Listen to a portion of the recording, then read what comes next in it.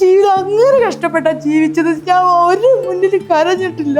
പക്ഷെ നിങ്ങൾ എല്ലാവരും എന്നെ വെടിയെന്നാ വിളിക്കുന്നത്. ഞാൻ എത്ര കഷ്ടപ്പെട്ട. എൻ്റെ അമ്മയിലെ സക്കാത്ത് വാങ്ങാൻ പോയിട്ടുണ്ട്, അറിയാമോ? എനിക്ക് ഭക്ഷണം തരാൻ വേണ്ടിയിട്ട് വീടിൻ്റെ അടുത്തുള്ള ആൾക്കാരടുത്ത് സക്കാത്ത് പോയി വാങ്ങിയിട്ട് എനിക്ക് ഫുഡ് തന്നിട്ടുണ്ട്. ഇത് മോശമായിട്ട് പോവാത്തൊരു സ്ത്രീയെ പറ്റിയിട്ടൊക്കെ നിങ്ങൾ ഇങ്ങനെ എന്നോട് ദേഷ്യം ചോദിച്ചാൽ അങ്ങനെയൊന്നും പറയരുത്. അത് ഭയങ്കര മോശമായിട്ടുള്ള കാര്യം. വേശ്യാവൃത്തിയിൽ ഏർപ്പെട്ട് ജീവിക്കുക എനിക്ക്. പക്ഷെ എനിക്ക് ലൈംഗിക അതിക്രമങ്ങൾ ബസ്സിൽ നിന്ന് നേരിടേണ്ടി വന്നിട്ടുണ്ട്. എൻ്റെ ഒരാൾ ഇവിടെ പ്രൈവറ്റ് പാർട്ടി കയറി പിടിച്ചിട്ട് അങ്ങനെ ഇറങ്ങിപ്പോയി. അതിന് ഇടയ്ക്ക് ഞാൻ എൻ്റെ ബന്ധു വീട്ടിൽ പോയി. ഞാനും എൻ്റെ അമ്മയും കൂടെ ബന്ധു വീട്ടിൽ പോയി. അപ്പോൾ ഒരാൾ ബ്രസ്റ്റിൽ കയറി പിടിച്ചിട്ട് അങ്ങ് ഇറങ്ങിപ്പോയി.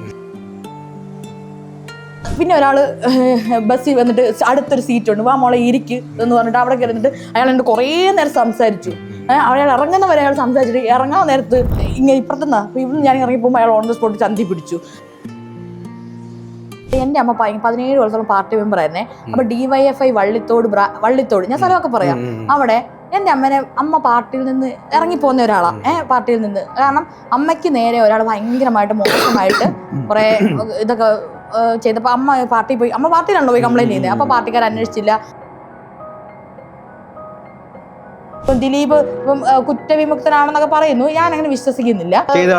ഞാൻ അങ്ങനെ തന്നെയാണ് വിശ്വസിക്കുന്നത്. ദിലീപിനെ എനിക്ക് ഒട്ടും ഇഷ്ടമല്ല. ഞാൻ പണ്ട് ദിലീപിന്റെയും കാവ്യമാധവന്റെ ഫോട്ടോ ഒട്ടിച്ച് ആൽബം വരെയുള്ള ആളാണ് ഞാൻ.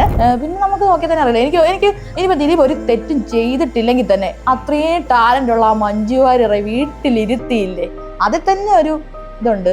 അത് ദിലീപ് വേറെ ഇന്റർവ്യൂ പറയുന്നുണ്ട്, അവൾ പുറത്തേക്ക് വരുന്നില്ല എന്നൊക്കെ. പക്ഷെ അതൊന്നും അല്ല സത്യം. ശരിക്കും അവർക്ക് വരാൻ താല്പര്യം ഉണ്ടായിട്ടും പുറത്തേക്ക് വിടാൻ ഇതൊന്നൊക്കെയാണ്. പിന്നെ എന്തുകൊണ്ട് നിയമവ്യവസ്ഥയിൽ ദിലീപ് രക്ഷപ്പെട്ടു? അത് പണവും പിന്നെ ഞാൻ ചോദിക്കട്ടെ, ഇവിടുത്തെ എല്ലാ സിസ്റ്റവും പെർഫെക്റ്റ് ആണോ?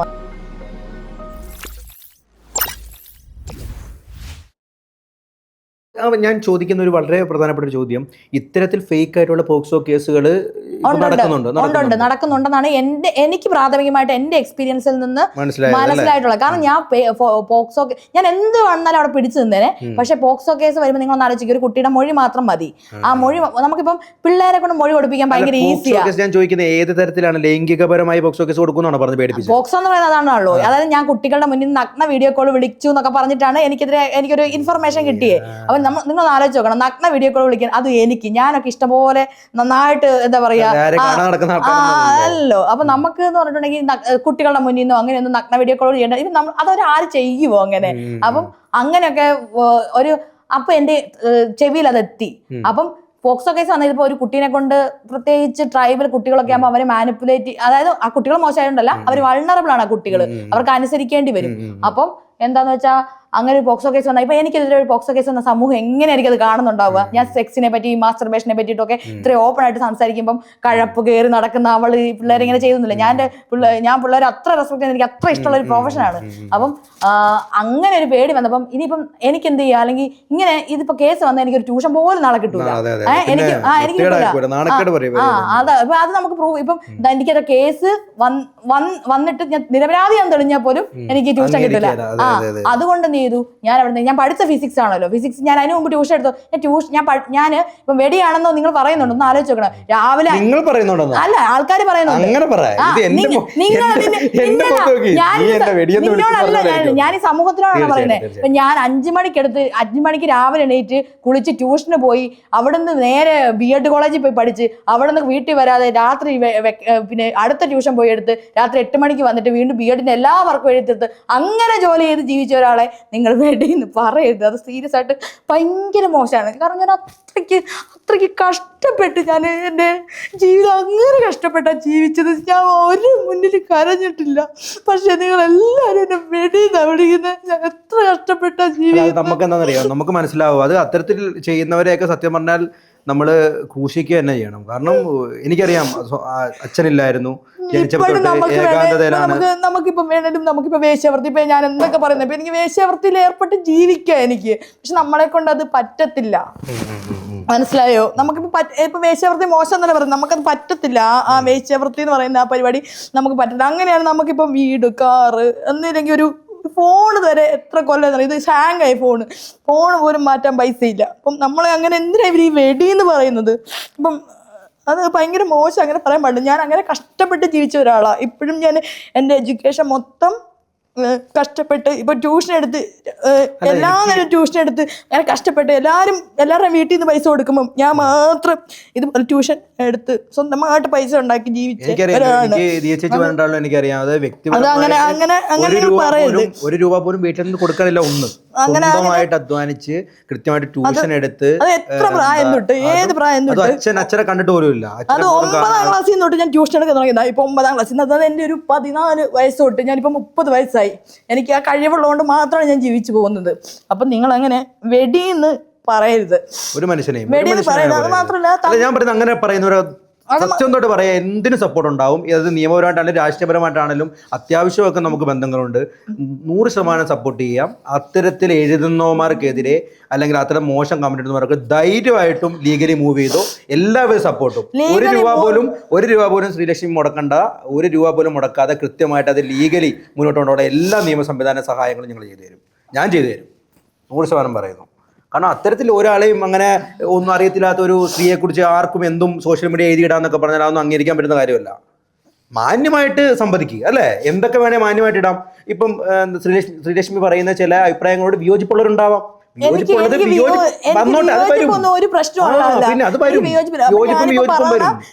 അമ്മേനെ തല്ലിയാലും 2 പക്ഷമാണ്, അതുണ്ടാവും. അപ്പൊ അതിന് മാന്യമായിട്ട് കൈകാര്യം ചെയ്യണം. അല്ലാതെ ഇത് മാത്രമല്ല, ഇപ്പൊ തന്തയില്ലാത്തവൾ വിളിക്കുന്നുണ്ട്. ഇപ്പൊ പല തന്തയ്ക്ക് ഉണ്ടായത് അങ്ങനെയൊക്കെ വിളിക്കുന്നുണ്ടല്ലോ. അപ്പൊ അതെന്തുകൊണ്ടാണ്? എന്റെ അമ്മേനാണ്. എന്റെ അമ്മ അംഗൻവാടി ടീച്ചറായിട്ടാണ് ജോലി ചെയ്യുന്നത്. അപ്പൊ അംഗൻവാടി ഇപ്പൊ അവർ കിട്ടുന്ന 12,000 രൂപ അമ്മയ്ക്ക് ആ സമയത്ത് കിട്ടിക്കൊണ്ടിരുന്നത്. എന്റെ ചെറുപ്പത്തിൽ 600 രൂപയൊക്കെ മാസത്തിൽ കിട്ടുന്നത്.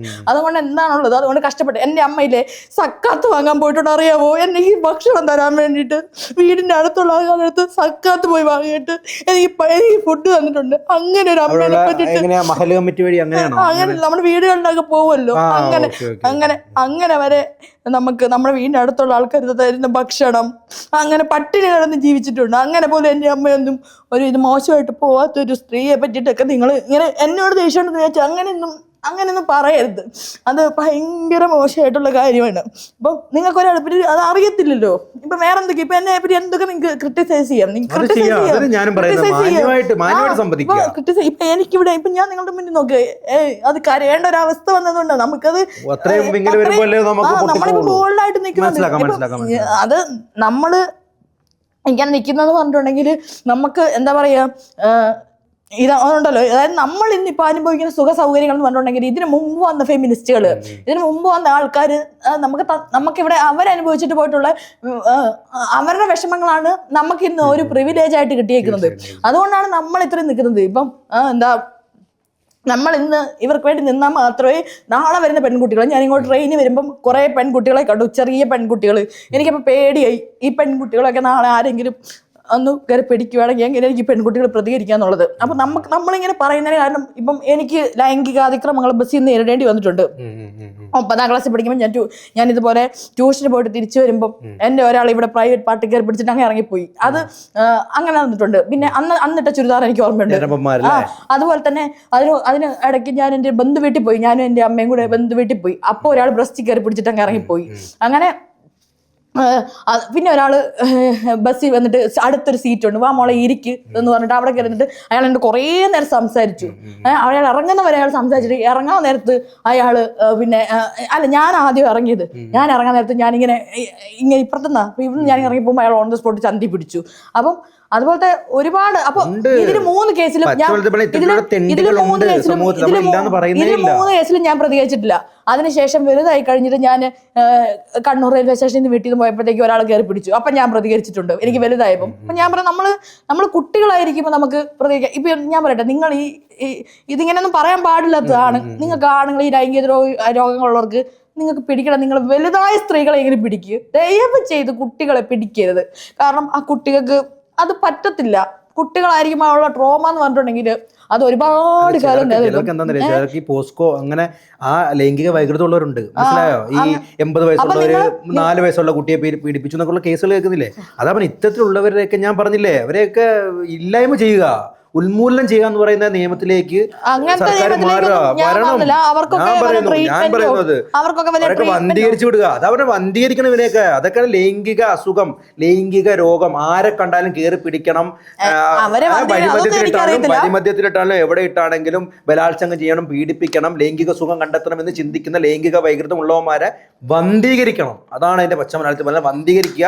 അല്ലെങ്കിൽ കൃത്യമായിട്ട് അവർക്ക് കൗൺസിലിംഗ് കൊടുത്ത് അവരുടെ ആ ലൈംഗിക ആ രോഗം അവസാനിപ്പിക്കാനുള്ള പരിപാടി ചെയ്യുക എന്നുള്ളതാണ് യാഥാർത്ഥ്യം ചെയ്യേണ്ടത്.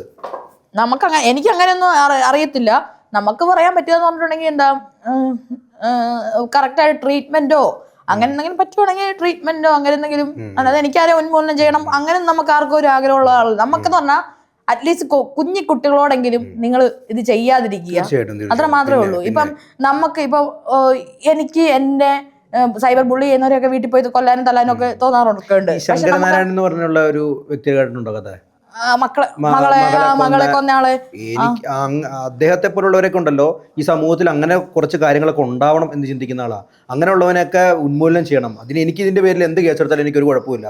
അതിന്റെയൊക്കെ രീതി ആ രീതിയിലേക്ക് വരണം. പാവപ്പെട്ട പിഞ്ചു കുഞ്ഞുങ്ങളെ എന്താണെന്നറിയത്തില്ലാത്ത കണ്ടാൽ എന്താ പറയണ്ടേ, ചോറും സാമ്പാറും കണ്ടാൽ തിരിച്ചറിയാൻ പ്രായമില്ലാത്ത പിള്ളേരെയൊക്കെ പിടിച്ച് ഇത്തരത്തിലുള്ള അവരുടെ ലൈംഗിക വൈകൃതങ്ങൾക്കൊക്കെ ഉപയോഗിക്കുന്നവരെയൊക്കെ കൊന്നുകളയുക. എന്തിനു വെച്ചുകൊണ്ടിരിക്കുന്നതിനെയൊക്കെ സമൂഹത്തിന് അവൻ എന്ത് ഗുണം ചെയ്യാൻ പോകുന്നു? അത്തരത്തിലുള്ളവൻ എന്താ സമൂഹത്തിന് ഗുണം ചെയ്യാൻ പോകുന്നു? എനിക്ക് അങ്ങനെ ആരെയും കൊല്ലാൻ അങ്ങനെയൊന്നും പറയാൻ എനിക്കറിയത്തില്ല. എക്സ്ട്രീമിസം ആണെങ്കിലും കുഴപ്പമില്ല. അത് തന്നെയാണ് എന്റെ അതിനകത്ത് നീതി. അതൊക്കെ പണ്ടത്തെ ആ നീതിയിലേക്ക് വരണം എന്ന് ഞാൻ ചിന്തിക്കുന്ന ആളാണ്. അതൊന്നും എനിക്കറിയത്തില്ല. അങ്ങനെയൊക്കെയുള്ള സമൂഹത്തിലാണ് എനിക്കതിനെപ്പറ്റി ഇപ്പൊ ക്രിട്ടിക്കലായിട്ട് പറയാനൊന്നും എനിക്കറിയത്തില്ല. അപ്പം ഞാൻ അതുമായിട്ട് ബന്ധപ്പെട്ട് തന്നെ ഒരു കളങ്കാവൽ സിനിമ ഇറങ്ങിയപ്പോൾ പറഞ്ഞിരുന്നു. നമ്മുടെ ലൈഫ് പറഞ്ഞു പോകുമ്പോൾ അതും കൂടി പറഞ്ഞു ഏകദേശം കുറച്ച് കാര്യങ്ങൾ നമ്മളിപ്പോൾ പറഞ്ഞല്ലോ. അപ്പം അതിൻ്റെ അകത്ത് അച്ഛനെ ഉപമിച്ചത് സൈനൈഡ് മോഹനന്റെ അതെന്താണ്? എന്ത് കണ്ടിട്ടേ ഇല്ലേ? ഞാൻ കണ്ടിട്ടില്ല. എവിടെയെങ്കിലും ഫോട്ടോ ആയിട്ടോ ഫോട്ടോ ഉണ്ടായിരുന്നു. അപ്പം ഇപ്പൊ എന്റെ വീട്ടിൽ എന്റെ അമ്മയുടെ കല്യാണ ഫോട്ടോ, അമ്മയും അച്ഛനും കല്യാണം കഴിക്കുന്ന കല്യാണ ഫോട്ടോ അല്ല, അച്ഛൻ വേറൊരാളെ പെണ്ണെ കല്യാണം കഴിച്ചതിന്റെ കല്യാണ ഫോട്ടോ ഉണ്ടായിരുന്നു. അമ്മയ്ക്ക് എവിടെ നിന്ന് പിന്നീട് കിട്ടിയതാണ്. അപ്പം അത് എന്തോ ഭാഗ്യം കൊണ്ട് അയാളുടെ മുഖം ബ്ലറായിപ്പോയി. ഒരു നീല സാരി ഒക്കെ എടുത്ത ഒരു പെണ്ണ്, എന്നിട്ട് കൈപ്പൂമാലയൊക്കെ ഇട്ടിട്ട്. അത് കഴിഞ്ഞിട്ട് പിന്നെ എൻ്റെ ഒരു കസിൻ എന്നോട് വന്നിട്ട് പറഞ്ഞു, അല്ലാതെ അമ്മയുടെ അച്ഛനെ കല്യാണ ഫോട്ടോ എടുക്കാനൊന്നും അവർക്ക് അന്നത്തെ കാലത്ത് പൈസ ഇല്ലായിരുന്നു. അപ്പം ഫോട്ടോ ഒന്നും എടുത്തിട്ടില്ല. എന്നിട്ട് എൻ്റെ ഒരു കസിൻ എന്നോട് വന്നിട്ട് പറഞ്ഞു, എടി എൻ്റെ അമ്മയുടെ അച്ഛൻ്റെ കല്യാണ ആൽബത്തിൽ ഞാൻ ഒരാളെ ഇങ്ങനെ കണ്ടു. ഒരാളിങ്ങനെ ചോറ്, അപ്പൊ എല്ലാവർക്കും പരിചയമുള്ള മുഖമാണ് നമ്മുടെ ബന്ധുക്കളൊക്കെ. അപ്പൊ ഒരാൾ ചോറ് വിളമ്പുന്ന ഇത് കണ്ടു. അപ്പൊ അത് ആരാന്ന് ചോദിച്ചപ്പോൾ നിന്റെ അച്ഛനാന്ന് പറഞ്ഞു. എടി എന്ന് പറഞ്ഞു. അപ്പൊ ഞാൻ പറഞ്ഞു, എടി ഞാൻ നിനക്ക് ആ ഫോട്ടോ കൊണ്ട് തരട്ടെ എന്ന് പറഞ്ഞു. ഞാൻ പറഞ്ഞു, എനിക്ക് വേണ്ട, നീ കാണണ്ടെന്ന് പറഞ്ഞു. അങ്ങനെ ഞാൻ അയാളെ കണ്ടിട്ടേ ഇല്ല. അപ്പൊ ഞാന് എന്താ പറയാ, അതുകൊണ്ടാണ് അത്തരത്തിലുള്ള ഒരു, അതായത് സീരിയസ് ആയിട്ട് ഒരേ മോഡ് ഓഫ് ഓപ്പറേഷൻ അല്ലേ കളങ്കാവലിനകത്ത് അയാൾ ചെയ്യുന്നത്. അത് മാത്രമല്ല ഇതിന്റെ ഒറിജിനൽ കഥ നടക്കുന്ന കർണാടകയിലുമാണ്. എന്റെ വീട് കർണാടകയുടെ വളരെ അടുത്താണ്. അപ്പൊ എനിക്കത് പെട്ടെന്ന് കണക്ട് ചെയ്യാൻ തോന്നിയത് അയാളുമായിട്ടാണ്. കാരണം അയാള് ഇപ്പൊ ഇരിട്ടി തന്നെ ഇയാള് എന്റെ അമ്മേനെ കല്യാണം കഴിച്ചിട്ട് വേറെ ഒരാളെ കല്യാണം കഴിച്ച ആ കുട്ടീനെ ഞാൻ കണ്ടിട്ടുണ്ട്. ഇരിട്ടി ബസ് സ്റ്റാൻഡിൽ നിന്ന് കണ്ടിട്ടുണ്ട്. വിവാഹ തട്ടിപ്പുകാരനായിരുന്നു. വിവാഹ തട്ടിപ്പുകാരനായിരുന്നു. കൊലപാതകം ചെയ്തിട്ടില്ല എന്ന് മാത്രമേ ഉള്ളൂ. കൊലപാതകമൊന്നും ചെയ്തിട്ടില്ല. അതാണ് ഞാൻ അന്നാ വീഡിയോ പറഞ്ഞത്. എത്ര ഭാര്യമാരുണ്ടാവും മിനിമം? അമ്മ എന്ന് പറഞ്ഞ പോലീസ് അന്ന് 12 എന്നൊക്കെ പറഞ്ഞ. പിന്നെ അല്ലാതെ അവരന്വേഷിച്ച് ഏകദേശം ഇപ്പൊ 12 കല്യാണം കഴിച്ച ഇതും അല്ലാതെ 20ഓളം ഒക്കെ ഉണ്ട് കേസുകളെന്നൊക്കെയാണ് ഞാൻ അറിഞ്ഞത്. ശൃംഗാരവേലായിരുന്നു തോന്നുന്നു. എനിക്കറിയത്തില്ല ആ വാക്കിന്റെ അർത്ഥമൊന്നും എനിക്കറിയത്തില്ല. ശൃംഗാരം, അതായത് അത് ഇംപ്രോപ്പർ ആയിട്ടുള്ള രീതിയിലുള്ള ഇതൊന്നും അല്ല. എന്താ, അതായത് മറ്റേ കളങ്കാവലി കാണുന്ന വളച്ച് അങ്ങനെയൊന്നുമല്ല.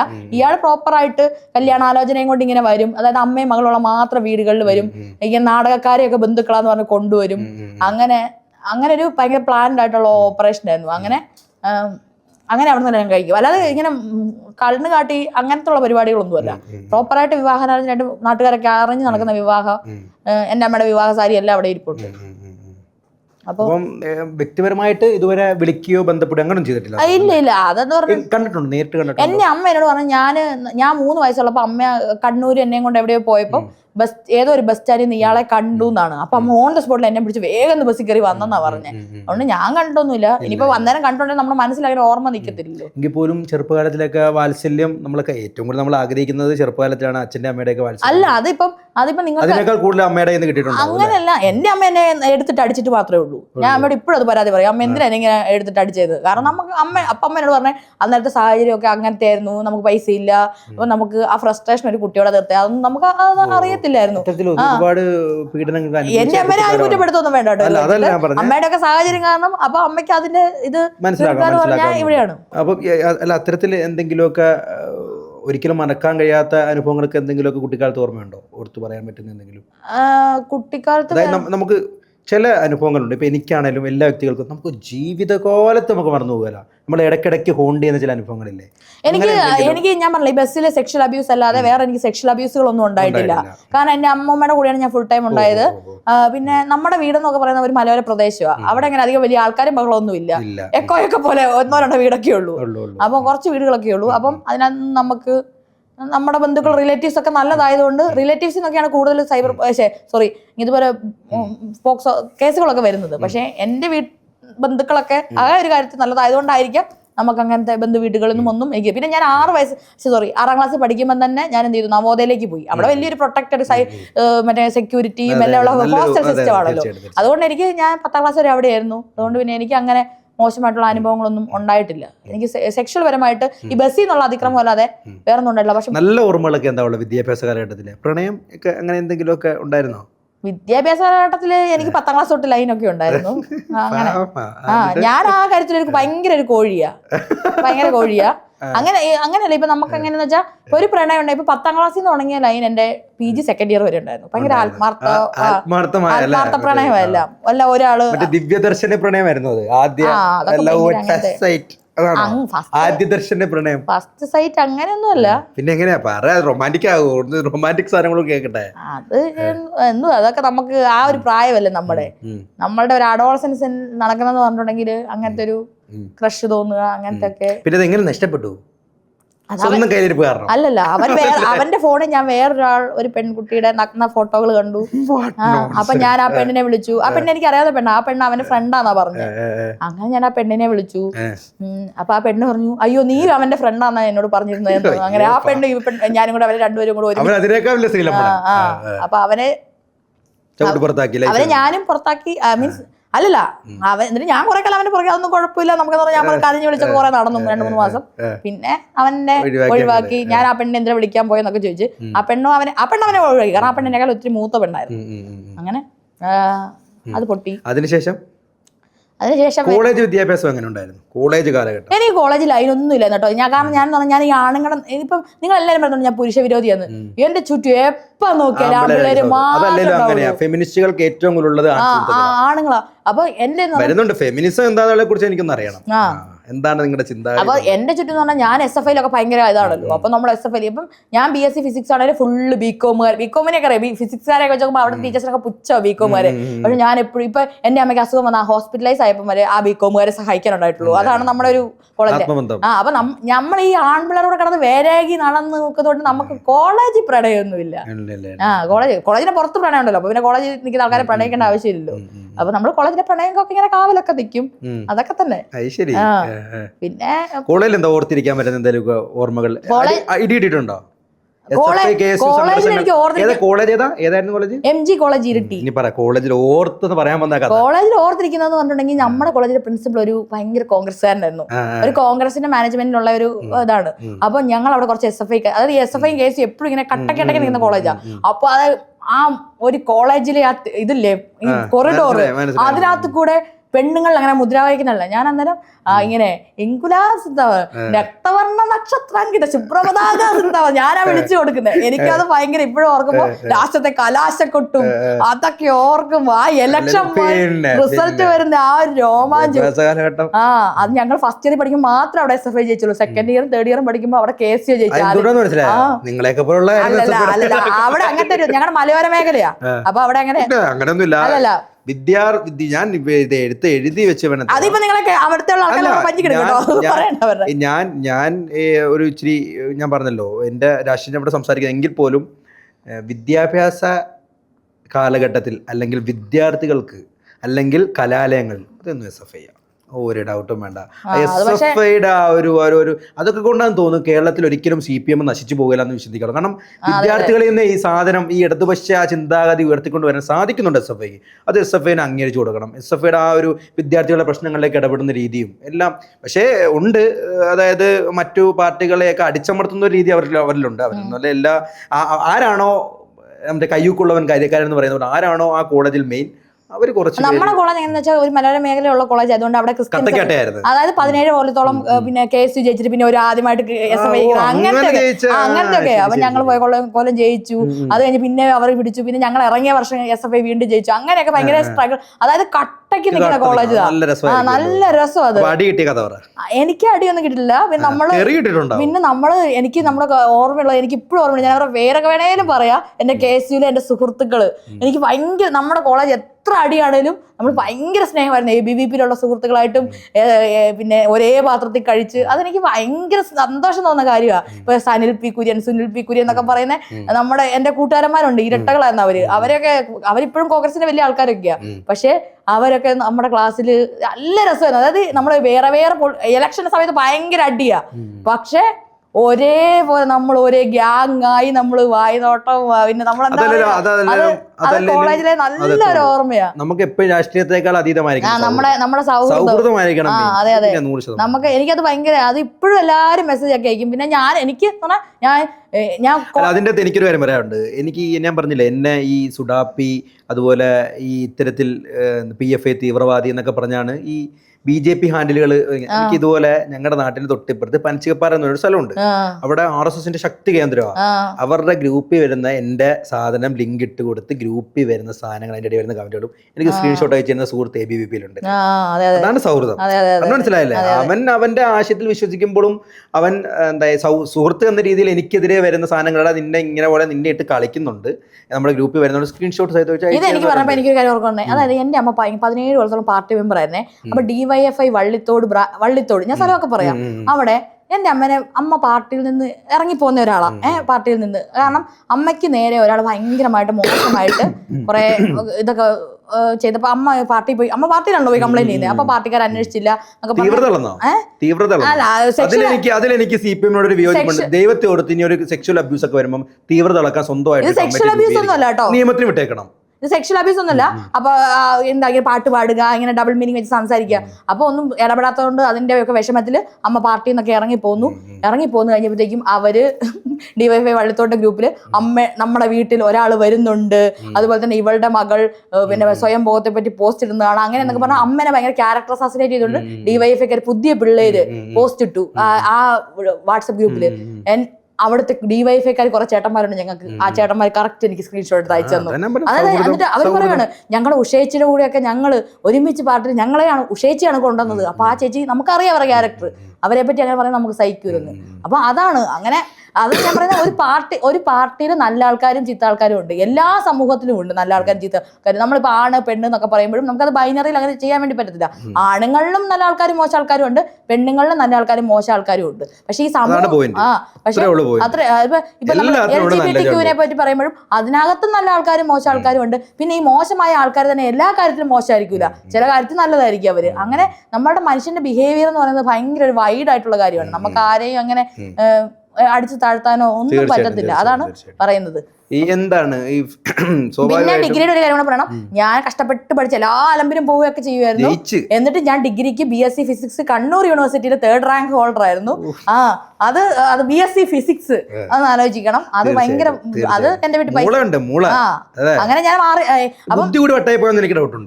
എനിക്കത് അറിയത്തില്ല. ഇപ്പൊ നമ്മളിപ്പോ എന്റെ അത്രയും ഒരു വില്ലേജ് ആണ് ഞങ്ങൾ എവിടെ നോക്കുവാണെങ്കിൽ. കർണാടക ഫോറസ്റ്റിനടുത്താണ് ഞങ്ങളുടെ വീട്ടിൽ എപ്പോഴും ഈ ഇടയ്ക്ക് പുലി അവിടെ ഇറങ്ങി കടുവിറങ്ങി അങ്ങനത്തെ സ്ഥലങ്ങളാണ്. അവിടെ നിന്ന് ഞാൻ കഷ്ടപ്പെട്ട് ഇങ്ങനെ പഠിച്ചുകൊണ്ട് മാത്രമാണ് എനിക്ക് മാറിവാനീസ് പോലുള്ള ഒരു കോളേജിൽ മെറിറ്റിൽ അഡ്മിഷൻ കിട്ടിയത്. അപ്പം ആ സമയത്ത് എന്നെ സ്പോൺസർ ചെയ്തത് DYFI-കാരാണ്. DYFI-കാര് കുറെ പൈസ തന്നു. പിന്നെ സെക്കൻഡ് ഇയർ ആയപ്പോൾ അവർ പൈസ തരാൻ മടിച്ചു. അതുകൊണ്ട് പിന്നെ വേറൊരാൾ എനിക്ക് സ്പോൺസർ ആയിട്ട് വന്നു. അയാൾ ആരാന്ന് എനിക്ക് ഇപ്പോഴും അറിയത്തില്ല. അവരോടൊക്കെ അതുകൊണ്ട് എനിക്ക് എന്റെ ജീവിതത്തിൽ കുറെ ആൾക്കാരോട് നന്ദിയും കടപ്പാടും ഒക്കെ ഉണ്ട്. അപ്പൊ നമ്മൾ ഒറ്റയ്ക്ക് വഴിവെട്ടി വന്നവരാണ്. നമുക്ക് അത് അങ്ങനെ ഒരിക്കലും പറയാൻ വേണ്ടി പറ്റത്തില്ല. പിന്നെ അത് കഴിഞ്ഞിട്ട് പിന്നെ ഒരിക്കലും പിന്നെ ഈ ഒറ്റയ്ക്ക് വഴിപെട്ടി എന്ന് പറഞ്ഞ ഭാഷയെ ശരിയല്ല. ആരുടെയും ഒന്നും സഹായമില്ല, സമൂഹത്തിന്റെയോ പൊതുമധ്യത്തിൽ നമ്മൾ ജീവിക്കും, ആരുടെയും സഹായമില്ല, ഒരാൾക്കും ജീവിക്കാൻ പിന്നെ ബാക്കി അപ്പൊ എനിക്ക് അങ്ങനെ പൈസ ഒറ്റയ്ക്ക് വാക്കില്ല. ഈ വൈഫക്കാരുടെ എല്ലാം നന്ദിയുണ്ട്. അത് മാത്രം നിങ്ങൾ വെറുതെ തന്ന പൈസ ഒന്നുമല്ല, അതായത് ഞാൻ കഷ്ടപ്പെട്ട് പഠിച്ചു തന്നുകൊണ്ട് പൈസയാണ്. പക്ഷെ അതിനുശേഷം ഞാൻ ജയരാജനെതിരെ പോസ്റ്റ് ഇട്ടു. കൈ ഇങ്ങനെ ഇതായ അദ്ദേഹത്തിനെതിരെ പോസ്റ്റ് ഇട്ടു. ആ സമയത്ത് എന്തോ ഒരു വൈറൽ വിഷയമായിരുന്നു, എന്താന്ന് എനിക്ക് ഓർമ്മയില്ല. എന്തോ അവിടുത്തെ അക്രമങ്ങൾ നടന്ന അദ്ദേഹം വന്നു, അങ്ങനെ എന്തോ ഞാൻ അന്നേരം എന്തോ ഒരു വൈറൽ വിഷയമായിരുന്നു. ആ സമയത്ത് പോസ്റ്റ് ഇട്ടു. ആ സമയത്ത് ഇവരെല്ലാം കൂടെ എന്നെ അറ്റാക്ക് ചെയ്ത് ഇവളേക്ക് വരെ പട്ടിക്കും ചോറ് കൊടുത്തിട്ടുണ്ടെങ്കിൽ നന്ദി ഉണ്ടാകുമായിരുന്നു, അങ്ങനെയൊക്കെ. അപ്പൊ നിങ്ങൾ മനസ്സിലാക്കേണ്ടത് ഒരാളെ സ്പോൺസർ ചെയ്യുക, ഒരാളെ പഠിപ്പിക്കാൻ വിടുക, അത് നിങ്ങളുടെ പൊളിറ്റിക്കൽ ആശയങ്ങൾ അടിച്ചേൽപ്പിക്കുന്നത്. അത് നമ്മൾ അത് ലക്ഷ്യം വെച്ചാൽ അത് സഹായമല്ലോ, അത് എനിക്കുള്ള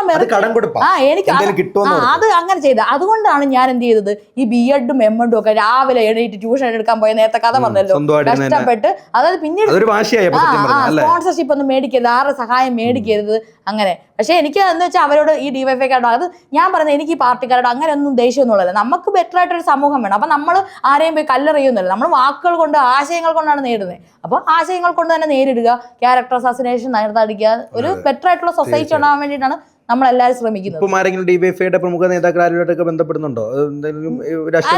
ഞാനിപ്പോ രാഷ്ട്രീയപരമായിട്ട് എനിക്ക് കോൺഗ്രസിന്റെ കുറച്ച് ആൾക്കാരുമായിട്ട് ഞാൻ നല്ല കമ്പനിയാണ്. മഞ്ജുക്കുട്ടൻ എന്നൊക്കെ പറയുന്ന ആൾക്കാരൊക്കെ എനിക്ക് കമ്പനിയുണ്ട്. പിന്നെ രാഹുൽ ഗാന്ധിയുടെ കൂടെയൊക്കെ പോകുന്ന ആൾക്കാർ, മറ്റേ ഫോട്ടോഗ്രാഫറൊക്കെ ആയിട്ടുള്ള റാഫി കൊല്ലം, അങ്ങനെയൊക്കെ പറയുന്ന ആൾക്കാർ എനിക്ക് കോൺഗ്രസ്സുകാരായിട്ട് കമ്പനിയുണ്ട്.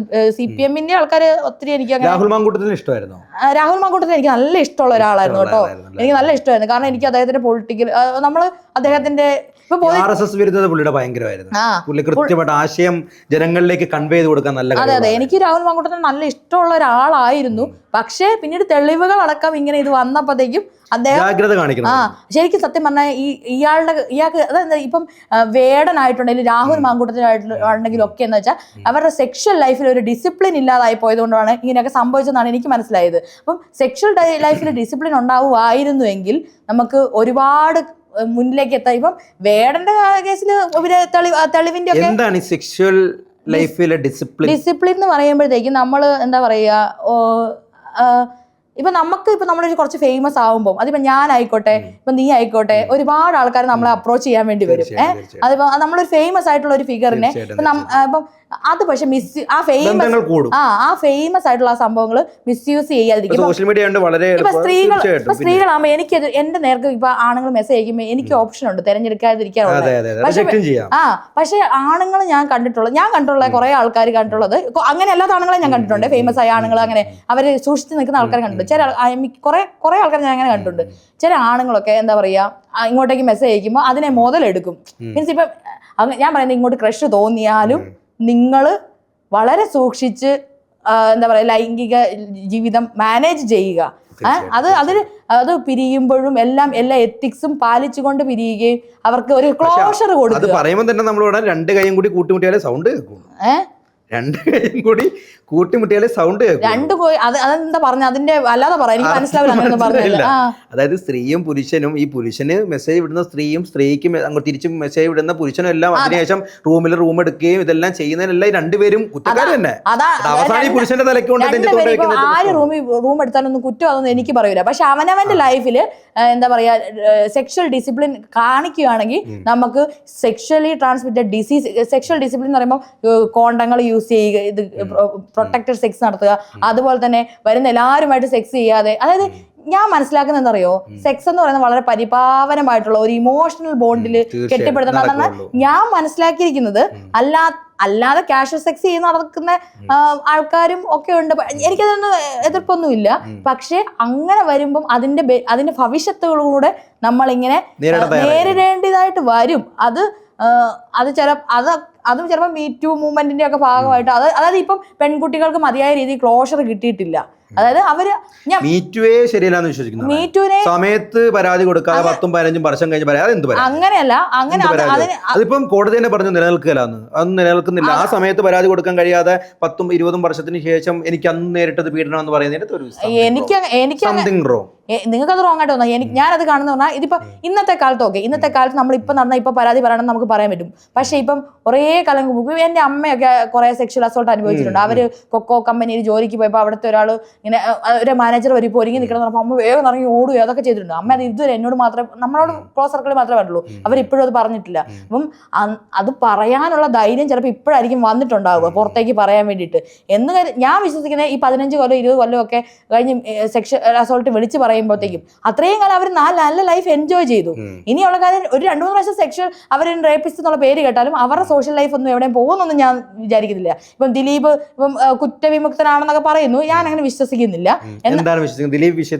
ദിലീപിൽ ഞാൻ അങ്ങനെ തന്നെയാണ് വിശ്വസിക്കുന്നത്. ദിലീപിനെ എനിക്ക് ഒട്ടും ഇഷ്ടമല്ല. ഞാൻ പണ്ട് ദിലീപിന്റെയും കാവ്യമാധവന്റെയും ഫോട്ടോ ഒട്ടിച്ച് ആൽബം വരെയുള്ള ആളാണ് ഞാൻ.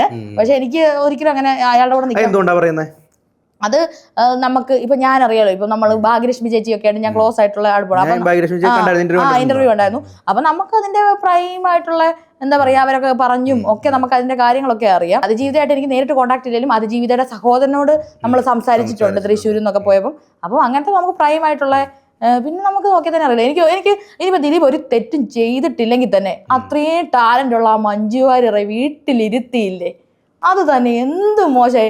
ഞാൻ വിചാരിക്കുന്നറിയോ, ദിലീപും മഞ്ജു വാര്യരെ വീട്ടിലിരുത്തിയില്ലായിരുന്നെങ്കിൽ അവർ ചിലപ്പോൾ ഇപ്പോൾ ഇംഗ്ലീഷിലൊക്കെ അഭിനയിച്ചിട്ടുണ്ടായേനെ. അത്രയ്ക്കും സൂപ്പർ സ്റ്റാർ ഏഞ്ചലീന ജോളീനെ പോലെയൊക്കെ ആയി വന്നേനെ. ചിലപ്പോൾ അത്രയ്ക്കും പൊട്ടൻഷ്യൽ ഉള്ള ഒരാളാണ്. നമുക്ക് മലയാളത്തിന് എന്തൊരു വലിയൊരു പ്രതിഭയാണ് നഷ്ടപ്പെട്ടെ. അപ്പോൾ 18 വയസ്സിൽ ആ നല്ല സിനിമകൾ കണ്ണെഴുതി പൊട്ടും തൊട്ട് 6-ാം തമ്പുരാൻ എന്ത് നല്ല അഭിനയമാണ്. അപ്പോൾ അതിനെ നമ്മൾ ആ മലയാളികൾക്ക് തരാതിരുന്നു. അപ്പം അതിൽ തന്നെ ഒരു ഇതുണ്ട്. അപ്പം അത് ദിലീപ് വേറെ ഇന്റർവ്യൂ പറയുന്നുണ്ട് അവൾ പുറത്തേക്ക് വരുന്നില്ല എന്നൊക്കെ. പക്ഷെ അതൊന്നും അല്ല സത്യം. ശരിക്കും അവർക്ക് വരാൻ താല്പര്യം ഉണ്ടായിട്ടും പുറത്തേക്ക് വിടാതിരുന്നൊക്കെയാണ്.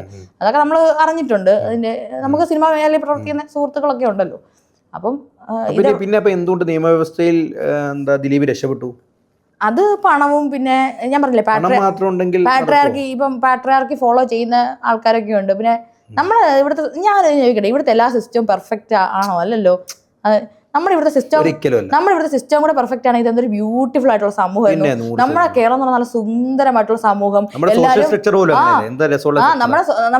കേരളം നല്ല സുന്ദരമായിട്ടുള്ള സ്ഥലങ്ങള്, സുന്ദരമായിട്ടുള്ള ആൾക്കാര്, സംസ്കാരം, കൾച്ചർ എല്ലാം സുന്ദരം, എല്ലാം വെൽ എഡ്യൂക്കേറ്റഡ് ആയിട്ടുള്ള ആൾക്കാര്. പക്ഷെ ഇവിടുത്തെ സിസ്റ്റമിക് ആയിട്ടുള്ള ഈ ഗവൺമെന്റിനകത്ത് മൊത്തം അഴിമതി. LDF UDF ആര് വന്നാലും. പിണറായിന് ഇഷ്ടമാണോ? എങ്ങനെയുണ്ട് ഗവൺമെന്റ്? എങ്ങനെയുണ്ട് ഇപ്പോഴത്തെ? 3.0 ഒന്നും വരുമെന്ന് എനിക്ക് തോന്നുന്നില്ല. പിണറായി എന്ന് പറഞ്ഞാൽ എനിക്ക് വ്യക്തിപരമായിട്ടുള്ള അഭിപ്രായം എങ്ങനെയുണ്ട്? പിണറായി സർക്കാർ എങ്ങനെയുണ്ട്? എനിക്കൊരു മിക്സഡ് അഭിപ്രായമാണ് പുള്ളിനെ പറ്റിയിട്ട്. നല്ല കാര്യം പുള്ളി നല്ല കാര്യവും ചെയ്തിട്ടുണ്ട്. പിന്നെ സംഘപരിവാറിന്റെ കുറെ അജണ്ടകൾ നടപ്പാക്കിയിട്ടുണ്ട്. അതാണ് എനിക്ക് പുള്ളിയോട് ഈ അയ്യപ്പ സംഗമം പോലെയുള്ള സംഭവങ്ങളും അതുപോലെ ഈ വെള്ളാപ്പള്ളി നടേശന്റെ അയാളൊക്കെ എന്ത് വൃത്തികെട്ടവനാ. അയാള് ആ വർഗീയവാദിനെയൊക്കെ കാറ് കയറ്റിക്കൊണ്ട് പോയതിനൊക്കെ ന്യായീകരിക്കുകയും. അത് സത്യം പറഞ്ഞാൽ ഇനിയെങ്കിലും CPM എന്ന് പറയുന്ന ആ ഒരു വലിയ മതേതര പ്രസ്ഥാനം ഞങ്ങൾ ഇന്നും വിശ്വസിക്കുന്ന പ്രസ്ഥാനം വെള്ളം ചേർക്കരുത് കേട്ടോ ഒരിക്കലും. കാരണം ഈ കേരളത്തിൻ്റെ മൊത്തത്തിലുള്ള ഈ VD സതീശനെ പറഞ്ഞ നല്ല ഡയലോഗായിരുന്നു. പിണറായിയും VD സതീശനും പ്രതിപക്ഷ നേതാവും മുഖ്യമന്ത്രിയൊക്കെ ഈ കേരളത്തിൽ നിന്ന് പോവും, മരിച്ചു പോവും. പിന്നെ കേരളം നിലനിൽക്കണം. അക്കാര്യത്തിൽ VD സതീശനെ ഞാൻ 100% വർഗീയവാദി എന്ന് പറയുന്നത്. കുംഭമേള നടത്തുന്നു, തമിഴ്നാട്ടിലെ സ്റ്റാലിന് ചങ്കുറപ്പുണ്ടായി ആ രഥമേളയ്ക്ക് അനുമതി കൊടുക്കാതിരിക്കാൻ. അത് കണ്ടു പഠിക്കണം എന്നേ ഞാൻ പറയുള്ളൂ. ഇവിടെ അതിനുള്ള ധൈര്യമില്ല. ഒന്ന് ധൈര്യം കാണിച്ചു ശബരിമല വിഷയത്തിൽ സ്ത്രീ എല്ലാവരും ആദ്യം സപ്പോർട്ട് ചെയ്ത പോലത്തെ എല്ലാ സ്ത്രീകളും സപ്പോർട്ട് ചെയ്ത് അവസാനം NSS എതിരായി SNDP എതിരായി മൊത്തത്തിൽ ഹിന്ദു വിരുദ്ധതയാണെന്നുള്ള തോന്നൽ വന്നു കഴിഞ്ഞപ്പം അതിന്റെ CPM പിന്നോട്ട് പോയി. CPM-ന്റെ ഐഡിയോളജിയിൽ വോട്ട് ബാങ്കിന് വേണ്ടി വെള്ളം ചേർത്ത് വർഗീയത നശിക്കും. അതുകൊണ്ട് ഇപ്പൊ നമ്മളെല്ലാവരും CPM ആശയങ്ങളുള്ള ആൾക്കാർ. എനിക്ക് തോന്നുന്നത് ഈ കേരളത്തിലെ മിക്ക ആൾക്കാരും ഇടതുപക്ഷ ആശയങ്ങൾ മനസ്സിൽ ഉൾക്കൊള്ളുന്ന ആൾക്കാരാ. പക്ഷെ അവര് പോലും എനിക്ക് ഇപ്പൊ തിരുവനന്തപുരത്തൊക്കെ BJP ഒക്കെ പിടിച്ചല്ലോ കുറെ. അപ്പൊ എനിക്ക് മനസ്സിലായി എന്തറിയോ, അവിടുത്തെ ആൾക്കാരെല്ലാം ഈ ഇടതുപക്ഷ ആശയങ്ങളുള്ള ആൾക്കാരാണ് ഈ BJP പോകുന്നത്. അതായത് അവര് എന്തുകൊണ്ടാവും അവിടെ ജീവിക്കുന്ന ഒരു വ്യക്തി 30 വർഷമായിട്ട് അവിടെ ജീവിക്കുന്ന 30 വർഷമൊന്നുമില്ല. ഞാൻ ആകെ എനിക്ക് 30 വയസ്സേ ഉള്ളൂ. എന്റെ 20 വയസ്സിലവിടെ പോയി 10 കൊല്ലത്തോളം. എനിക്ക് തിരുവനന്തപുരത്തെ ആൾക്കാരൊക്കെ വളരെ നല്ല ആൾക്കാരാട്ടോ. ഇവിടുത്തെ BJP-ക്കാരും എല്ലാം നല്ല ആൾക്കാരാണ്. നമ്മൾ പേഴ്സണൽ ആയിട്ട് ഇടപെടുമ്പോൾ വളരെ നല്ല ആൾക്കാരാണ് നമ്മളോട് സംസാരിക്കുമ്പോഴൊക്കെ. പക്ഷേ എന്താന്ന് വെച്ചിട്ടുണ്ടെങ്കിൽ അവിടെ സംഭവിച്ചതെന്ന് പറഞ്ഞാൽ അവിടെ ഈ ആര്യ രാജേന്ദ്രനോടും CPM-നോടും പിണറായി വിജയനോടും ഉള്ള ദേഷ്യം ആളുകൾക്ക് അത് അവിടെ കോൺഗ്രസിലേക്ക് വരില്ല, അത് BJP-യിലേക്ക് അതങ്ങനെ പോവുള്ളൂ. അങ്ങനെയാണ് ഞാൻ അതിനെ നോക്കിക്കാണുന്നത്. അവര് ഇപ്പം അപ്പം ഞാനിപ്പം അവിടുത്തെ കുറെ ക്ലീനിങ് തൊഴിലാളികളുടെ സമരമൊക്കെ ഉണ്ടായിരുന്നു, കോർപ്പറേഷന്റെ മേളിൽ കയറി താഴേക്ക് ചാടുമെന്നൊക്കെ. അതൊക്കെ ഭയങ്കര വൃത്തികെട്ട രീതിയിൽ അവർ ഹാൻഡിൽ ചെയ്ത് ഒന്നും അഡ്രസ് ചെയ്യുകയോ ഒന്നും ചെയ്തു. തൊഴിലാളി പ്രസ്ഥാനം അതാണ് അത് തൊഴിലാളി പ്രസ്ഥാനം എന്നുള്ള പേരിലാണ് അറിയപ്പെടുന്നത്. അതെ, ആശയങ്ങളിൽ നിന്ന് വ്യതിചലിച്ചു പോകുന്നത് എന്ന് വെച്ചിട്ട് ഇനിയിപ്പം എന്തായാലും കോൺഗ്രസ്സുകാരെ അധികാരത്തിൽ ഞാൻ വിശ്വസിക്കുന്നത് കോൺഗ്രസ് ഇത്തവണ അധികാരത്തിൽ വരും. കാരണം ഇനി ഒരിക്കലും CPM എന്ന പാർട്ടി ഈ കേരളത്തിൽ നിലനിൽക്കണം എന്ന് ആഗ്രഹിക്കും. കാരണം CPM-നാണ് ഹിന്ദു വോട്ടുകൾ മെജോറിറ്റി കിട്ടിക്കൊണ്ടിരിക്കുന്നത്. CPM-ന്റെ വോട്ട് എവിടെ നഷ്ടപ്പെടുന്നു അവിടെ BJP വളരും. മണ്ടനാശം ഇവിടെ കോൺഗ്രസ് തീർന്നാൽ BJP വളരുന്ന കോൺഗ്രസിന് എന്നും ഹിന്ദു വോട്ടുകൾ വളരെ കുറച്ചും മുസ്ലിം ക്രിസ്ത്യൻ വോട്ടുകൾ മെജോറിറ്റിയും കിട്ടുന്ന ഒരു പാർട്ടിയാണ് UDF സംവിധാനം. LDF സംവിധാനമാണ് കൃത്യമായിട്ട് ഹിന്ദു വോട്ടുകൾ കൃത്യമായിട്ട് ഏകോപിക്കുകയും കൃത്യമായിട്ട് മുന്നോട്ട് പോകുന്ന ഒരു പ്രസ്ഥാനം എന്ന് പറയുന്നത് LDF സംവിധാനമാണ്. എന്ന് LDF ഈ വർഗീയത പറയാൻ തുടങ്ങിയോ അന്ന് തൊട്ട് അവിടെ പതനം തുടങ്ങി എന്നുള്ളതാണ്. കാരണം ഇവിടെ CPM ഒരിക്കലും മരിക്കരുത്. CPM-ന്റെ ആശയമാണ് കേരളത്തിന്റെ ആശയം എന്ന് വിശ്വസിക്കുന്ന ഞാൻ. കാരണം അവർ കൊണ്ടുവന്ന ഒരുപാട് മാറ്റങ്ങളും അവർ കൊണ്ടുവന്ന ഒരുപാട് ഇതൊക്കെ ഈ കേരളത്തിന്റെ ഈ മതേതരത്വ ജനാധിപത്യ നിലപാടുകൾ എന്തും നിലനിൽക്കുന്നതിന് ഉപകാരം ചെയ്തിട്ടുണ്ട്. അപ്പോൾ ഒരിക്കലും ഈ എന്താ പറയണ്ടത്, ഈ വെള്ളാപ്പള്ളി നടേശനെ പോലുള്ള പക്കാ വർഗീയവാദിനെയൊക്കെ സപ്പോർട്ട് ചെയ്ത് സ്വന്തം അസ്തിത്വവും നിലപാടുകളും പണയം വെച്ചുകൊണ്ട് മുന്നോട്ട് പോയാൽ പാർട്ടി ഇല്ലാതായി പോവും. മറ്റൊരു ബംഗാളായി മാറാൻ വലിയ താമസമൊന്നും വേണ്ട. അവിടെ നന്ദിഗ്രാം അറിയാവോ? കഥ അറിയാവോ? നന്ദിഗ്രാമിലൊക്കെ എന്താ സംഭവിച്ചത്? വെസ്റ്റ് ബംഗാളിലൊക്കെ നന്ദിഗ്രാം എന്ന് പറയുന്ന ഒരു സമുദായത്തിനെതിരെ തിരിയുകയും ആ രീതിയിൽ വലിയ വലിയ ചെയ്തികളൊക്കെ ടാറ്റ ഗ്രൂപ്പിന് വലിയൊരു സ്ഥലം പതിച്ചു കൊടുക്കുക, അങ്ങനെയൊക്കെ ബന്ധപ്പെട്ട് ഒത്തിരി ഉണ്ട്. ഇപ്പൊ സംസാരിച്ചാൽ തീരെയല്ല. അപ്പൊ അതിന്റെ പേരിലൊക്കെ വലിയ പൊതുസമൂഹം എതിരായി പോയി കഴിഞ്ഞാൽ വേറെ ആരും കൂടെ നടന്നില്ല. എത്ര നേതാക്കന്മാർ ഇവിടെ ഉണ്ടായി? ഇവിടെ 140 നേതാക്കന്മാരുണ്ടായി, അല്ലെങ്കിൽ 500 നേതാക്കന്മാരുണ്ടെന്ന് കൂട്ടിക്കോ. പൊതുസമൂഹം എതിരാണെങ്കിൽ പിന്നെ എന്തെങ്കിലും കാര്യമുണ്ടോ? അതാണ് അവിടെ സംഭവിച്ച ബംഗാളി. ഒറ്റയടിക്ക പാർട്ടി ഇല്ലാതായി പോയത്. 15 വർഷം കൊണ്ട് 0-ആയി. 190 സീറ്റിൽ നിന്ന് 0 സീറ്റിലേക്കാണ് പോയത്. വർഗീയത മാത്രമല്ലേ, നമുക്ക് എന്താ പറയുക, ഇവരുടെ ഒരു ഇടപെടലുണ്ട് നേതാക്കളുടെ, അത് ഭയങ്കര പ്രശ്നമാണ്. ഇപ്പൊ ഞങ്ങൾക്ക് ഞാനിപ്പോ പേരെടുത്തേ MLA സണ്ണി ജോസഫാണ് ഞങ്ങളുടെ MLA പേരാവൂരിന്റെ. അങ്ങനെ എന്ത് നല്ലൊരു മനുഷ്യനാണെന്നറിയാവോ, നല്ല മനുഷ്യനാണ്. ഇപ്പൊ അയാള് നമ്മളോട് ഇപ്പൊ നമ്മളൊക്കെ ഭയങ്കര ഇടതുപക്ഷ വീടൊക്കെയാണ്, പക്ഷെ അയാൾ വരികയും നമ്മളെ വഴിയിൽ നിന്നുള്ള വർത്താനം പറയുകയും ഒക്കെ ചെയ്യും. അയാൾക്ക് ആ മനുഷ്യൻ അയാൾ എന്താന്ന് വെച്ചാൽ നമ്മളൊരു പാർട്ടി ഒരു സാമൂഹ്യ പ്രവർത്തനം ആകുമ്പോഴേ ഈ കുപ്പായം ഇട്ട് ഈ മസിൽ പിടിക്കുകയല്ല വേണ്ടത്. അതാണ് CPM പ്രവർത്തകർക്ക് വരുന്ന വലിയ പ്രശ്നം. അതായത് ഇവരിങ്ങനെ നിന്നിട്ട് ഭയങ്കര അന്നിന്റെ ആശയപരമായും നമ്മൾ ഇങ്ങനെ കമലപ്രസംഗം നടത്തിയിട്ട് കാര്യമില്ല. ജനങ്ങളുടെ പ്രശ്നങ്ങൾ കേൾക്കുകയും പിന്നെ നമ്മൾ നോക്കുമ്പോൾ ഇപ്പൊ എന്റെ ഒരു ക്വാളിഫിക്കേഷൻ നമ്മൾ നോക്കുമ്പോഴും ഞാൻ ഇതുവരെ ഒരു റെക്കമെൻഡേഷനിലും പോയിട്ടില്ല, ഒരു ഇന്റർവ്യൂവിലും. പക്ഷെ നമ്മൾ നോക്കുമ്പോഴത്തേക്കും നമ്മുടെ കൂടെ പഠിച്ച ആൾക്കാരൊക്കെ റെക്കമെൻഡേഷനിൽ പോയി ജോലി മേടിക്കുന്നു. അപ്പൊ നമുക്കറിയാം നമ്മുടെ അത്രയും പോലും ടാലന്റ് ഇല്ലാത്ത ആൾക്കാർ. അപ്പൊ നമുക്കെന്താ അത് ശരിയില്ല. നമുക്ക് പറഞ്ഞാൽ ഇപ്പൊ ഇവിടെ നോക്കിയാൽ മിക്ക സ്ഥലത്തും ജോലിക്കാരൊക്കെ ഫുള്ള് പാർട്ടിക്കാരും അതൊക്കെ അങ്ങനെയല്ല. ഇപ്പൊ നിങ്ങൾ നിങ്ങൾ ജോലിയൊക്കെ കൊടുത്തോ, പക്ഷെ ആ റെക്കമെൻഡേഷൻ കൊടുക്കുമ്പോൾ അത് പാർട്ടിക്കാർക്ക് അതിന് അർഹതയുള്ള ആൾക്കാർക്ക് റെക്കമെൻഡ് ചെയ്തോ. അതാണ് ഞാൻ പറയുന്നത്. ഇപ്പൊ അങ്ങനെ ഞാൻ ഇടതുപക്ഷത്ത് മാത്രം കുറ്റപ്പെടുന്നില്ല, എല്ലാവർക്കും ഉണ്ട്. കാരണം അവരുടെ ചായവുള്ളവരെ കുത്തിത്തിരിക എന്ന് പറയുന്ന ആ ഒരു സിദ്ധാന്തം അത് മാറുകയല്ല. അതൊക്കെ അതാ പറഞ്ഞ നമ്മുടെ സിസ്റ്റത്തിന് ചെറിയ പ്രശ്നങ്ങളുണ്ട്. എത്ര ജനാധിപത്യം പറഞ്ഞാലും ബാധിച്ചാലും അതിനകത്ത് പ്രശ്നങ്ങളുണ്ട്. അതിപ്പം നിയമപരമായിട്ടുള്ള പറഞ്ഞ പോലീസ് വിഷയങ്ങൾ, ആഭ്യന്തരത്തിൽ എന്തോരം പ്രശ്നങ്ങളുണ്ട്. ആഭ്യന്തരത്തിലാണ് ഏറ്റവും കൂടുതൽ പ്രശ്നം കിടക്കുന്നത്. ആഭ്യന്തരമാണ് ഏറ്റവും വലിയ എന്താ പറയുക അലക്കൊഴിഞ്ഞ ഒരു സംവിധാനമായി മാറിയിരിക്കുന്ന ആഭ്യന്തരമാണ്. ഇതൊക്കെ സംഭവിക്കും. അതുപോലെ വിദ്യാഭ്യാസ മേഖലയിൽ, അതുപോലെ തന്നെ ഹെൽത്ത് മേഖലയിലൊക്കെ ദൂരം പ്രശ്നങ്ങളുണ്ട്. അതൊക്കെ സ്വാഭാവികമായിട്ടും വരും. പക്ഷേ എന്തൊക്കെയാന്ന് പറഞ്ഞാലും സംഖ്യകൾ പ്രചരിപ്പിക്കുന്നവർ അത്ര വൃത്തികെട്ടതല്ല നമ്മുടെ കേരളം. അതൊരിക്കലും പറയാൻ സമാധാന അന്തരീക്ഷത്തോടു കൂടി ഇത്രയും സഹവർത്തിത്വത്തോടുകൂടി ഇത്രയും സമാധാനത്തോടുകൂടി ജീവിക്കാൻ പറ്റുന്ന സ്ഥലം വേറെ ഏതുണ്ട്? ഇന്ത്യയിൽ വേറെ ഏതുണ്ട്? ഒരു സംശയമില്ലാതെ പറയാം. നമുക്കെല്ലാം ഉണ്ട്. നമുക്കില്ലാത്ത ഒന്നായിരുന്നു വർഗീയത. അത് നമ്മളിലേക്ക് ഇനി അടിച്ചേൽപ്പിക്കാൻ ശ്രമിക്കരുത്. പ്രത്യേകിച്ച് ഈ BJP ആവശ്യത്തിൽ അധികം ചെയ്യുന്നുണ്ട്. എൻ്റെ കൂടെ ഇടതുപക്ഷം കൂടി കൊടുക്കുന്നു പറയുമ്പോൾ നമുക്കൊക്കെ വിഷമമാണ്. കാരണം ആ മതേതരത്തെ കാഴ്ചപ്പാടിൽ എന്നും CPM-ൽ നിന്ന് നശിച്ചു പോകുന്നു. അതോടുകൂടി CPM എന്ന് പറഞ്ഞ പാർട്ടി തീർന്നു പോകും. അതേയുള്ളൂ അതിനകത്ത് പറയാൻ. തീരരുത്, ആ പാർട്ടി ഇവിടെ തീരരുത്. കാരണം കേരളത്തിൻ്റെ ഒരു ശബ്ദമായി നിലനിൽക്കേണ്ട പാർട്ടിയാണ് CPM എന്ന് വിശ്വസിക്കുന്ന ആളാണ് ഞാൻ. എന്നും എക്കാലം നിൽക്കണം. എന്നും ഇവിടെ LDF UDF മത്സരമായിരിക്കണം. BJPക്ക് ഇവിടെ ഒരു സ്പേസ് കൊടുക്കരുത്. അതെ അതെ അത്രേ ഉള്ളൂ അതിന്റെ. ഇപ്പം UDF അധികാരത്തിൽ വരുമെന്ന് ഞാൻ ഞാൻ ഇന്നും വിശ്വസിക്കുന്നത് ഞാൻ UDF അധികാരത്തിൽ വരണമെന്ന് ആഗ്രഹിക്കുന്നു. കാരണം ഇനി ഒന്നുകൂടി CPM വന്നാൽ CPM തീർന്നു പോകും. അതെ ഞാനും ആഗ്രഹിക്കുന്നുണ്ട്. അപ്പൊ UDF ഇത്രയും നല്ല ഒരു ഭരണം ആയിരിക്കൂലെന്നാണ് ഞാൻ ഒന്ന് മുൻകൂട്ടി കാണുന്നത്. ചിലപ്പം ഇത്രയും നല്ല, അതായത് ചിലപ്പോൾ ഇത്രയും ഡെവലപ്മെന്റോ എനിക്കറിയില്ല, ഞാൻ മുൻകൂട്ടി കാണുന്നത്. അപ്പൊ CPM നല്ല രീതിയിൽ ഓപ്പോസിഷനിൽ വരണം. അങ്ങനെ പോകണം. അതായത് എനിക്ക് ഈ 2 കൊല്ലം സത്യം പറഞ്ഞ ഈ കണ്ടിന്യൂസ് ആയിട്ട് ഭരണം വന്നത് തന്നെ അപ്പൊ തന്നെ ആ ഇക്വിലിബ്രിയം ബ്രേക്ക് ആയി. അതായത് അവിടെയാണ് ഫാസിസം വളരുന്നത്. അങ്ങനെ അതിപ്പോ 2 കൊല്ലം ഇപ്പൊ മോദി സർക്കാരും ഇപ്പൊ 2 കൊല്ലം അധികാരത്തിൽ വന്നില്ലേ, അപ്പൊ ഫാസിസം കൂടും. ഒരു സർക്കാരും കണ്ടിന്യൂസ് ആയിട്ട് അധികാരത്തിൽ വരരുത്, അത്രേ ഉള്ളൂ. എന്നാൽ മാത്രം ഇവിടെ എതിർ ശബ്ദങ്ങൾ ഉണ്ടെങ്കിലേ ഫാസിസം കുറയുള്ളൂ. എതിർ ശബ്ദങ്ങൾ ഉണ്ടായിരിക്കും. എന്താ അപ്പൊ നമ്മൾ സംസാരിച്ചു വന്നില്ല, അതും കൂടി നമുക്ക് സംസാരിച്ച് അവസാനിപ്പിക്കാം. എന്താണ് ഈ ഫെമിനിസം? ഫെമിനിസം എന്ന് പറഞ്ഞിട്ടുണ്ടെങ്കിൽ ഇപ്പൊ നിങ്ങൾക്ക് ആർക്ക് എങ്ങനെ വേണമെങ്കിലും ഡിഫൈൻ ചെയ്യാം. എനിക്കെന്ന് പറഞ്ഞിട്ടുണ്ടെങ്കിൽ എന്താണ് ഇത്രേ ഉള്ളൂ. എന്താണ് ശ്രീലക്ഷ്മി അറക്കൽ മനസ്സിലാക്കിയ ഫെമിനിസം? എനിക്കെന്ന് പറഞ്ഞാൽ ഇപ്പൊ പലരും ഈ ഫെമിനിസത്തിനെ പല രീതിയിലാണ് വ്യാഖ്യാനിക്കുന്നത്, പല രീതിയിലാണ് അതിനെ കൊണ്ടുപോകുന്നത്. ശ്രീലക്ഷ്മി അറക്കൽ മനസ്സിലാക്കിയ ഫെമിനിസം എന്താ? എനിക്കെന്ന് പറഞ്ഞാൽ എല്ലാ സ്ത്രീകൾക്കും ഒരു ആത്മാഭിമാനത്തോടെ ഇവിടെ ജീവിക്കാൻ വേണ്ടി പറ്റണം, അത്രേ ഉള്ളൂ. ആത്മാഭിമാനത്തോടെ ജീവിക്കും. ഇവിടെ ആത്മാഭിമാനം മാത്രമേ ഞാൻ പറയുന്നുള്ളൂ. സ്വാതന്ത്ര്യമൊക്കെ നമ്മൾ നേടിയെടുക്കുന്നതാണ്, അതിപ്പോ വീട്ടിലൊക്കെ ഫൈറ്റ് ചെയ്യണം. അപ്പം സ്വാതന്ത്ര്യം, ആത്മാഭിമാനം, ഇങ്ങനെ പല പല ഫാക്ടേഴ്സ് ഉണ്ട്. എനിക്കെന്ന് പറഞ്ഞാൽ ആത്മാഭിമാനം. ഇപ്പൊ ഞാൻ സ്വാതന്ത്ര്യം നേടി, എല്ലാം നേടി ഞാൻ. എനിക്ക് ഇപ്പൊ ഒരു പുരുഷനുള്ളത് എന്താണ് എനിക്കില്ലാത്തതെന്ന് ഞാൻ ചോദിച്ചിട്ടുണ്ടെങ്കിൽ എന്റെ ആത്മാഭിമാനത്തെ മറ്റുള്ളവർ ഹേർട്ട് ചെയ്യുന്നുണ്ട്.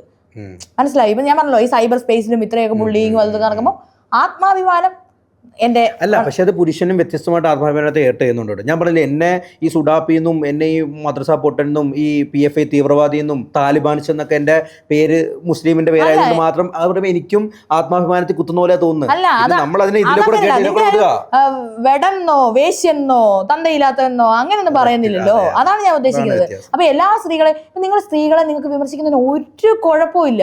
സ്ത്രീകളെ എല്ലാരും വിമർശിക്കണം. ഇപ്പൊ എനിക്ക് എല്ലാവരെയും, പക്ഷെ ഈ വേശ്യ അവരുടെ ലൈംഗിക ഉപയോഗം, അവയവങ്ങൾ ഉപയോഗിച്ച് തെറികൾ എഴുതുക, അതൊക്കെ അത് ഭയങ്കര. ഞാൻ പറഞ്ഞ അത്തരത്തിലുള്ളവരുടെയൊക്കെ ഞാൻ പറഞ്ഞ സ്ക്രീൻഷോട്ട് എടുത്തിരുന്നു.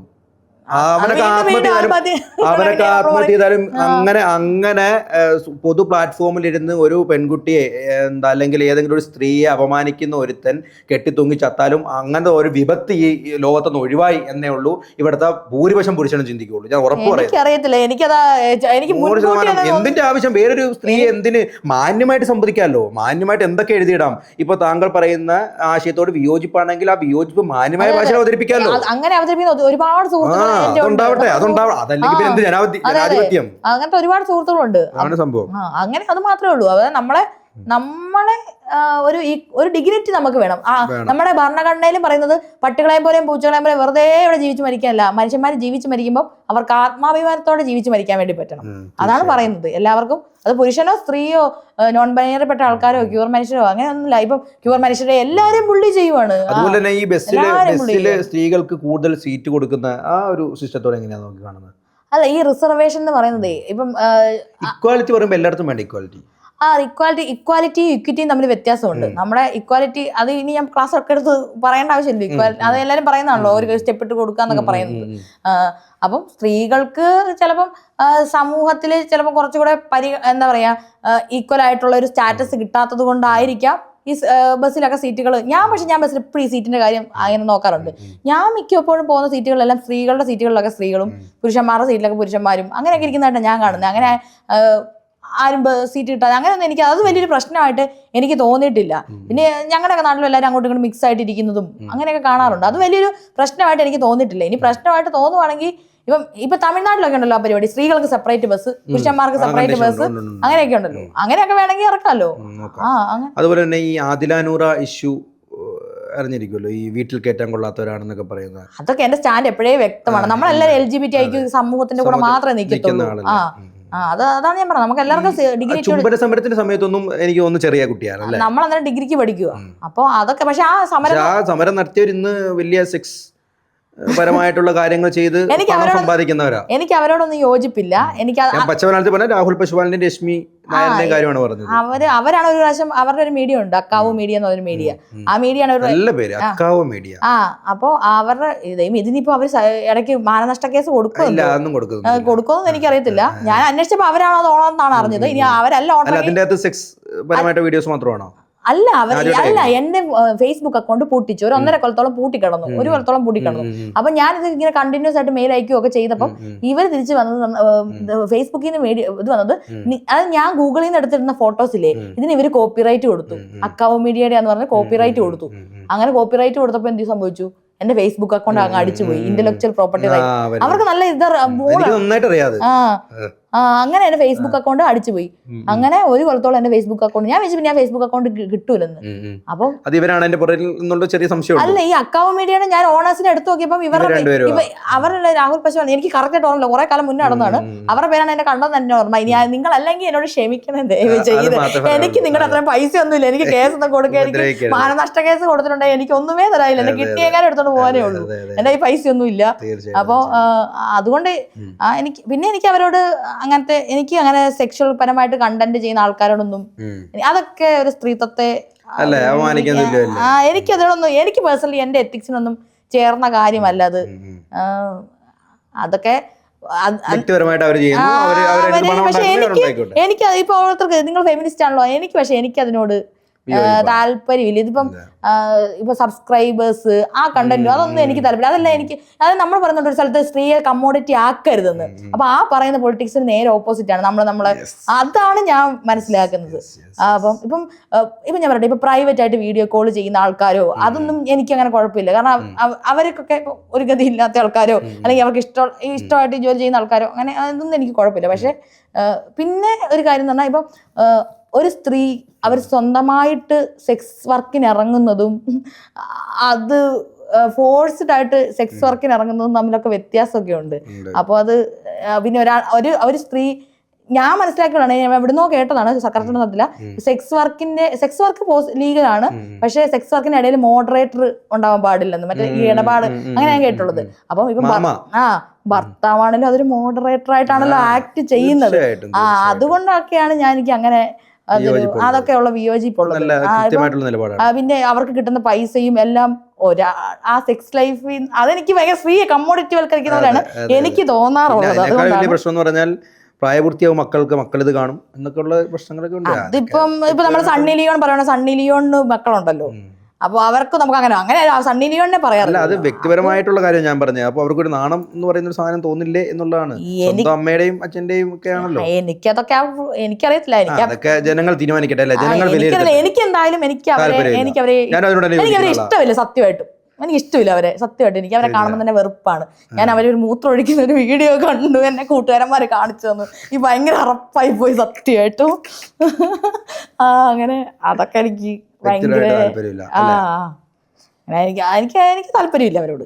അതുപോലെ തന്നെ സ്വാഭാവികമായിട്ടുള്ള ഒരു പ്രധാനപ്പെട്ട ഒരു പ്രശ്നമായിട്ട് എല്ലാവരും പറയുന്നത്, എനിക്ക് തോന്നുന്നു SC വിഭാഗത്തിൽപ്പെടുന്ന ആളാന്ന് തോന്നുന്നു അല്ലേ? ഞാൻ SC വിഭാഗത്തിന്റെ സ്കൂളല്ലേ കിട്ടിയത്? ആ സ്കൂളിലാണ് കിട്ടിയത്. പക്ഷെ എന്റെ സർട്ടിഫിക്കറ്റിൽ ഞാൻ SC വിഭാഗത്തിൽ പെടുന്ന ആളല്ല. ഞാൻ അത് പറയുമ്പോഴും എന്റെ അച്ഛന്റെ കാസ്റ്റ് എനിക്ക് അറിയത്തില്ല. പക്ഷെ എന്റെ അമ്മയുടെ കാസ്റ്റ് വെച്ചാണ് എന്റെ സർട്ടിഫിക്കറ്റ് ഉണ്ടാക്കിയിരിക്കുന്നത്. എന്റെ അമ്മയുടെ കാസ്റ്റ് SC കാസ്റ്റ് എന്ന് പറഞ്ഞാൽ എന്റെ കാസ്റ്റില് എന്റെ സർട്ടിഫിക്കറ്റ് OBC കാസ്റ്റിലാണ് കിടക്കുന്നത്. അപ്പം സ്വാഭാവികമായിട്ടും ഈ പ്രധാനപ്പെട്ട ഒരു ഇതാണ് എല്ലാവരും സംസാരിക്കാറുണ്ട്. എനിക്ക് തോന്നുന്നു ഒരുപാടടുത്ത് ശ്രീലക്ഷ്മി അത് പോസ്റ്റായിട്ട് ഇട്ടിട്ടുണ്ട്.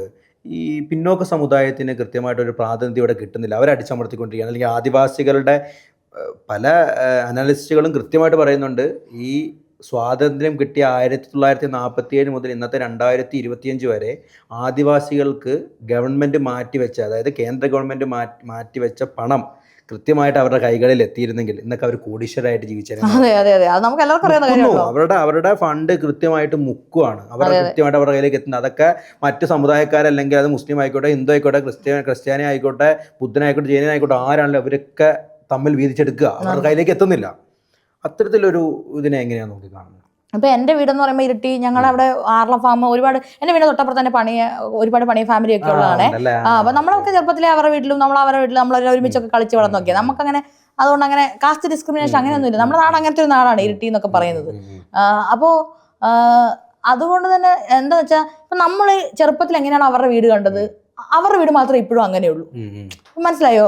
നമ്മുടെ വീടൊക്കെ മാറി, എല്ലാവരുടെയും വീട് മാറി. പക്ഷെ അവർക്ക് ഗവൺമെന്റ് ഫണ്ട് കൊണ്ട് വന്ന് കോൺട്രാക്ടർ വന്ന് പണിതിട്ട് പോകും. എന്നിട്ട് ചിലപ്പോ എന്തെങ്കിലും വാർത്ത് വെച്ചിട്ട് പോകും, വാർത്ത് വെച്ചിട്ട് പോകും. അതിപ്പോ ടോയ്ലറ്റ് ഒക്കെ പണിത് വെച്ചിട്ട് പോകും, അതിനകത്ത് ക്ലോസറ്റ് വെച്ചിട്ടുണ്ടാവൂല, അങ്ങനെയൊക്കെ ഡോറ് വെച്ചിട്ടുണ്ടാവില്ല. അപ്പൊ ഡോറിന് പോലെ അവർ തുണി വിരിച്ച് കെട്ടിയിട്ടുണ്ടാവും. അപ്പൊ അത് ഭയങ്കര മോശം. എന്നിട്ട് ഇത് കൈയിട്ട് വരുന്നവരാ ഈ കോൺട്രാക്ടർമാര്.